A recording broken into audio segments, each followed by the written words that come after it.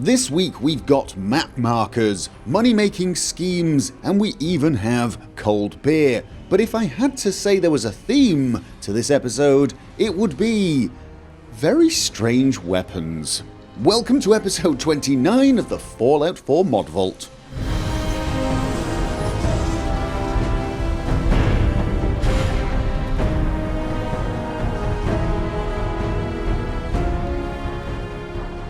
This is the Sawblade Launcher, and if you can't figure out what it does without me having to explain it to you, you can't have one. This thing is just nasty and brutal looking. It lacks any semblance of finesse, and it probably is the least efficient way of killing people. But this weapon was not designed to simply kill. This is a weapon designed to instill fear in friend and foe alike. It's the sort of weapon I could imagine being used by a raider boss in powered armor as their signature weapon. This weapon actually does more damage than my .50 caliber hunting rifle, and it can be fitted with a scope. To be honest, the scopes are a little useless in my opinion because this weapon does have quite a lot of drop with distance, so it's more of a mid to short range weapon, and that's fine anyway because half of the fun in using this weapon is seeing those saw blades sticking out of your enemies if they manage to survive, or from their corpses if they don't. My only minor complaint about this weapon are the supports on top that do seem to obstruct the flight path of the disc. I think they should probably be on the bottom. And the projectile itself does not seem to move when you fire the weapon. I think it would be nice if that would animate when you fired the same way a crossbow animates. Overall, I think this is a really interesting weapon. I think it does need a few improvements, but honestly, it's a great choice of weapon for something like a butcher playthrough. The next weapon is the Riddick Hero Rifle, and this weapon definitely oozes style, although I'm not totally sure about finesse. And that's because whilst this weapon may be a work of art, and it really is, it is a beautiful model, superb textures, and it really does look incredibly stylish, but the method it uses to kill people, well, it's overkill. It seems to shoot blasts of pure force, and it does about 2.5 times as much damage as my .50 cal does, and it damages anything nearby. You don't even need to hit your enemy to kill it, just hit something nearby. It's kind of like a rocket launcher. It's definitely more of a shotgun, it's not very accurate at long range, but do not use it at close range, because you will damage yourself. If you're the sort of person who worries about game balance and wants challenge from the fights you have, do not use this weapon, it is not for you. If you want to run around the Commonwealth and absolutely annihilate everything you meet, this is definitely for you.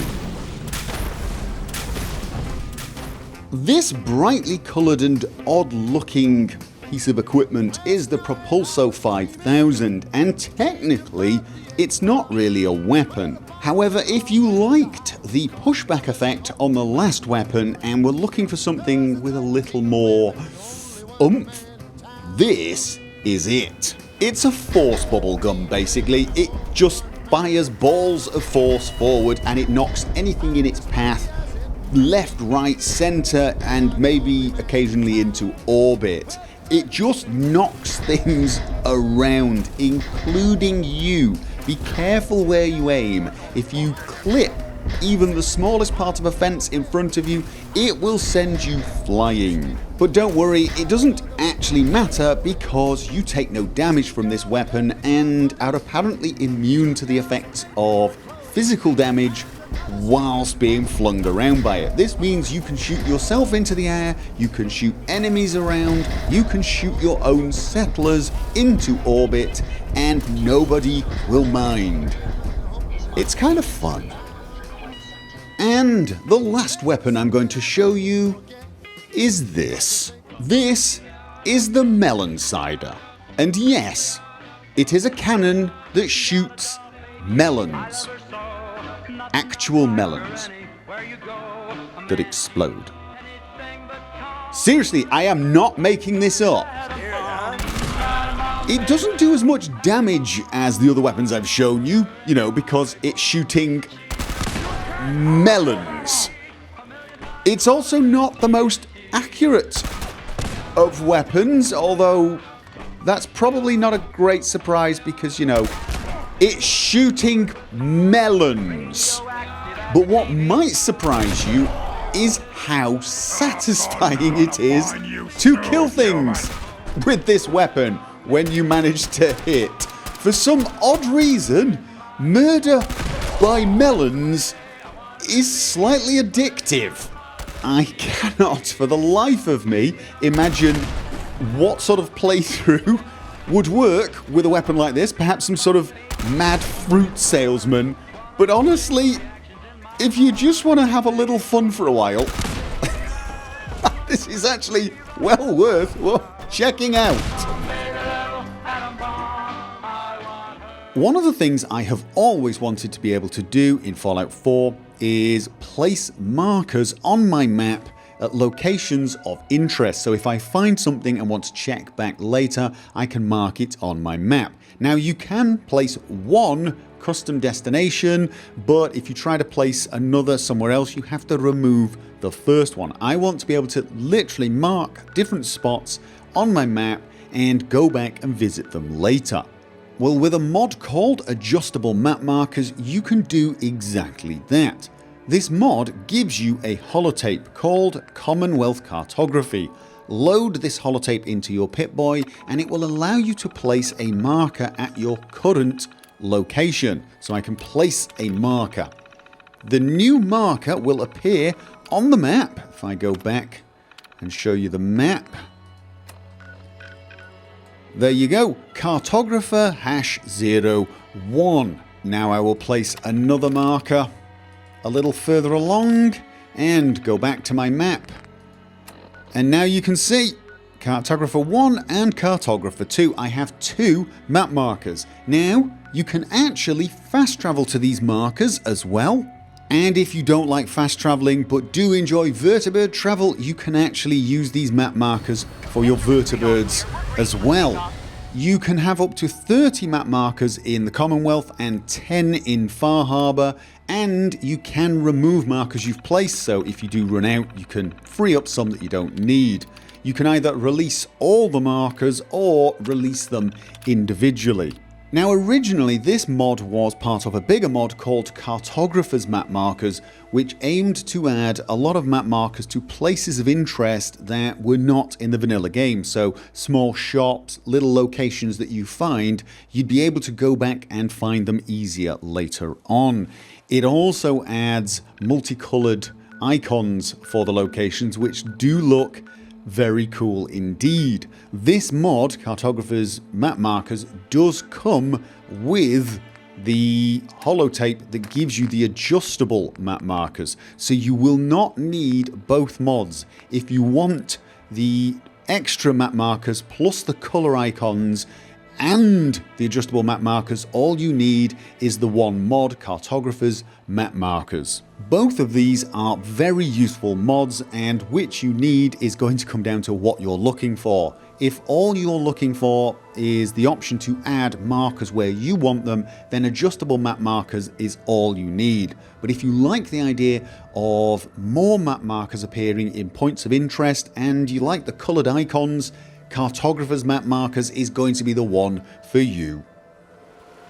This is a garage sale trading stand, and if you are a settlement builder who likes to make money, you might want to pay attention to this, because this is very, very useful indeed.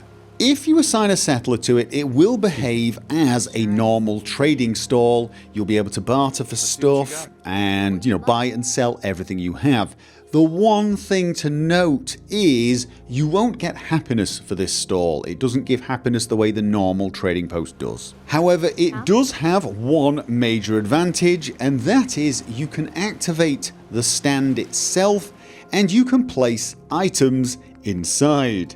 These items will be sold for you over a period of time. I'm just going to stick a bunch of stuff in here over a period of time, and when you come back you will find money waiting for you. Now it does take a while. I think it sells one item per perception point you have per hour, and the amount of money you get for it does vary depending on your luck, your charisma, to some degree your luck, and the perks that you have. Returning the next day to find, there you go, did you see what happened? It was calculating the sales for the previous day. Now I've made 2,218 caps.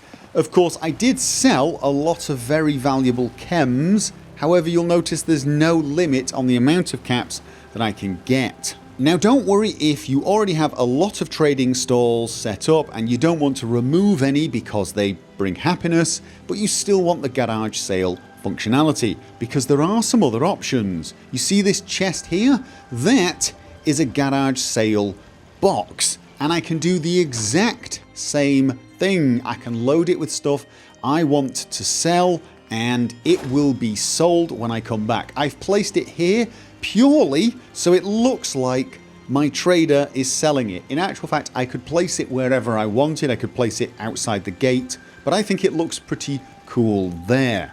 Or you can even set up a cash register that will do the same thing. All three of these items will perform the same way. You put items in, you come back later, and you will collect caps. There does not seem to be a limit to the amount of caps you can make in a day, just the amount of items, and that is based upon your perception. This of course does mean you could make a small fortune, and it's going to be up to you to decide how much you want to use and abuse that.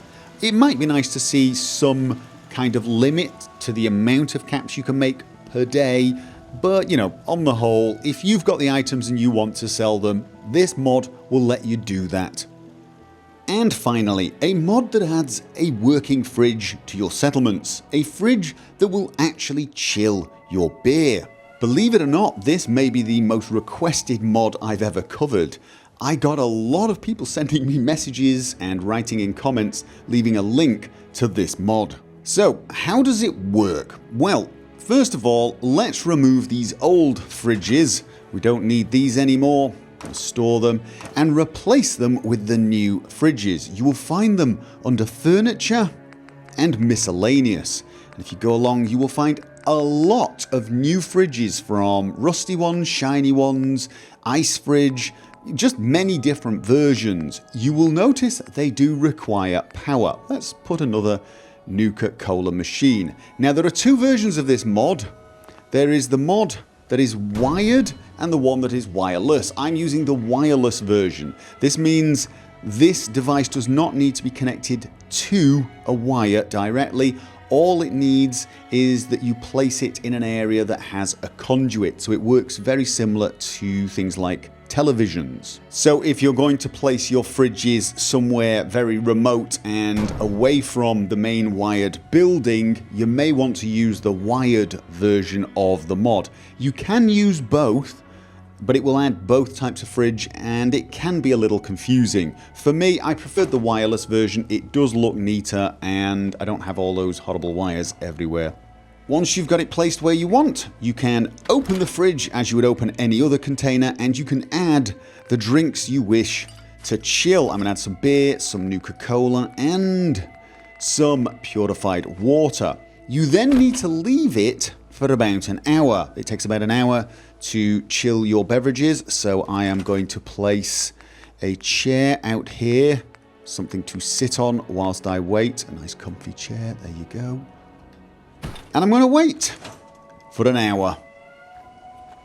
Once the hour is up, I go along to my fridge and find ice cold Nuka-Cola, ice cold purified water and ice cold beer. And that, ladies and gentlemen, is pretty much all there is to it. You can replace all of the old coolers, things like the icy fridge. You can add new ones, and of course, as you've probably noticed, these fridges actually add happiness, which seems perfectly reasonable to me. I mean, cold drinks, that's got to make people happy. So if you place 4 to 5 of these around your settlement, it's bound to have a positive effect on the happiness level. Now all we need is an option to turn these into vending machines that make money for us. And that is all we have time for this week. I would like to thank all of the people who have been suggesting mods in my videos. It really does help because sometimes you guys spot something that I have missed, some mod that deserves a little more attention than it's been getting. Of course, I would also like to thank all of the people who have posted screenshots for me to use in my videos, the screenshots that you are seeing on screen right now. I do appreciate the time you spend uploading these for me, and if you would like to submit a screenshot for me to use, there is a link down below that will take you to a video that shows you exactly how you can do that. I'll be back next week with more great mods to share with you, and I would love it if you can join me for that video. I look forward to seeing you there, and until then, remember as always, have fun. If you're curious as to whether I've covered a mod in one of my videos, feel free to go along to my website gophersvids.com and check the search functionality out. Just type the name of the mod you're interested in, open up the settings and filter by mods only. Click for search and you will see whether or not I've covered that mod. Click on the mod and it will also show you any of the videos this mod appears in.